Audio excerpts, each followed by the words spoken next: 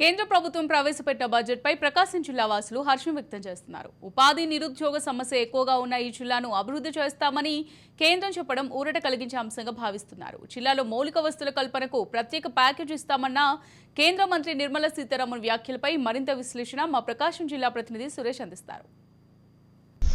ఏదైతే రానున్న 8 కాలం ఉందో 8 నెలల కాలానికి ఇటు కేంద్ర ప్రభుత్వం ఈరోజు పార్లమెంట్లో అయితే బడ్జెట్ ప్రవేశపెట్టింది. ఈ బడ్జెట్ను అయితే ఆర్థిక మంత్రి ఎవరైతే ఉన్నారో నిర్మలా సీతారామన్ బడ్జెట్ను ప్రవేశపెట్టారు. ఉదయం 11 గంటల 4 నిమిషాలకు స్టార్ట్ అయిన ఈ బడ్జెట్ ప్రసంగం 12:30 గంటల వరకు కొనసాగింది. అంటే దాదాపు 86 నిమిషాల పాటు సుదీర్ఘంగా ఈ బడ్జెట్ ప్రసంగం కొనసాగిందని చెప్పుకోవచ్చు.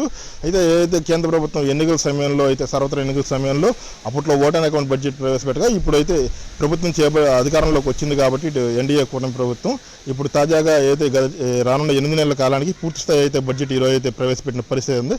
ఇది చూసుకుంటే ఈ బడ్జెట్లో అయితే ఇటు ఏపీతో పాటు ఇటు బీహార్కి అయితే వరాల జల్లు కురిసినాయని చెప్పి రాజకీయ విశ్లేషణ భావిస్తున్నప్పటికీ అయితే మిగతా రంగాలకు మాత్రం అంత హై లెవెల్లో మాత్రం బడ్జెట్ పెట్టలేదు. ఏదో సాదాసీదాగా అయితే బడ్జెట్ను మమా అనిపించారని చెప్పి ఇటు విశ్లేషకులు అయితే చెప్తున్న పరిస్థితి కనబడుతుంది. అయితే ముఖ్యంగా చూసుకుంటే ఇటు ఏపీలో ఏదైతే రాజధాని ఉందో ఇటు అమరావతి అభివృద్ధికి మాత్రం ఇటు కేంద్ర ప్రభుత్వం 15,000 కోట్లు అయితే మంజూరు చేస్తామని చెప్పింది. ఆ 15,000 కోట్లు కూడా ఈ ఏడాదిలోనే నిధులు విడుదల చేస్తామని చెప్పి కూడా ఇటు ఆర్థిక మంత్రి నిర్మలా సీతారామన్ చెప్పుకొచ్చారు. మరోవైపు చూసుకుంటే విశాఖ చెన్నై కారిడార్ కానీ అట్లాగే ఏదైతే పోలవరం ఉందో ఏపీ ప్రజలు జీవనాడి దానికి కూడా నిధులు కేటాయిస్తాం, దాన్ని కూడా త్వరగా పనులు పూర్తయ్యేలా చూస్తామని చెప్పి కేంద్ర ప్రభుత్వం ఆర్థిక మంత్రి చెప్తున్న పరిస్థితి ఉంది. మరోవైపు చూసుకుంటే ఇటు ఏపీలో ఏదైతే వెనుకబడిన జిల్లాలు ఉన్నాయో ఇటు ప్రకాశం జిల్లాతో పాటు ఉత్తరాంధ్ర జిల్లాలు కానీ రాయలసీమ జిల్లా కానీ ప్రత్యేక ప్యాకేజీ కింద కూడా నిధులు మంజూరు చేస్తామని చెప్పారు. ఇటు ప్రకాశం జిల్లా గురించి చూసుకుంటే ముఖ్యంగా ఇటు ప్రకాశం జిల్లాలో అయితే ఇటు నిమ్జ్ కానీ దొనకొండ కారిడార్ కానీ ఇటు విమానాశ్రయం కానీ ఏదైతే కేంద్ర ప్రభుత్వం దర్శి దగ్గర ఇంటర్నేషనల్ డ్రైవింగ్ స్కూల్ ఏర్పాటు చేసింది అది కానీ ఇటు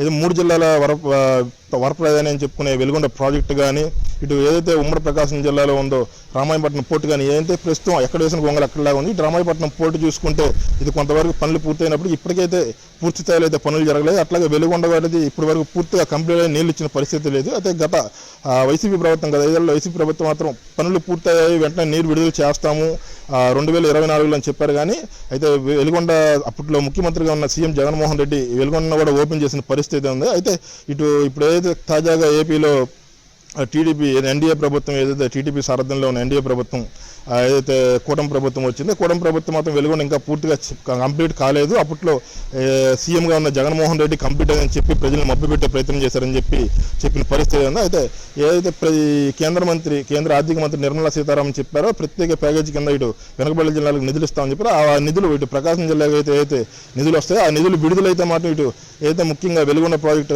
కంప్లీట్ అయ్యే అవకాశం కనబడుతుంది. అట్లాగే ఇటు రామాయపట్నం కూడా పూర్తయ్యే అవకాశం కనబడుతుంది. మరోవైపు చూసుకుంటే కేంద్ర ప్రభుత్వం నిర్మించిన దర్శి దగ్గర ఇంటర్నేషనల్ డ్రైవింగ్ స్కూల్ కూడా ఈ నిధులు ఇప్పటి వరకు అయితే ఎక్కడ వేసిన గొంగలు అక్కడలాగా అన్న చందంగా ఉందని చెప్పుకోవచ్చు. అయితే ఈ నిధులు విడుదలైతే కొంతమేర అడుగులు ముందు పడే అవకాశం ఉంది. మరోవైపు చూసుకుంటే కనిగిరి దగ్గర ఉన్న నిమ్జ్ కానీ ఇటు దొనకొండ కారిడార్ కానీ ఇవన్నీ కూడా కేంద్ర ప్రభుత్వం విడుదల చేసిన నిధుల మీద ఈ ప్రకాశం జిల్లా అభివృద్ధి నిలబడిందని చెప్పుకోవచ్చు. ఇప్పుడు మాత్రం కేంద్ర ప్రభుత్వం ఆర్థిక మంత్రి నిర్మలా సీతారామన్ ఏదైతే నిధులు విడుదల చేస్తారో ప్రత్యేక ప్యాకేజీ ఉందో అవి వస్తే మాత్రం వీటన్నిటి కొంత ముందడుగు పడి ప్రకాశం జిల్లా కూడా పారిశ్రామికంగా అభివృద్ధి చెందే అవకాశం కనబడుతున్నట్టు విశ్లేషకులు చెప్తున్న పరిస్థితి ఉంది. కెమెరామెన్ జయరావుతో సురేష్, రాజ్ న్యూస్, ఒంగోలు.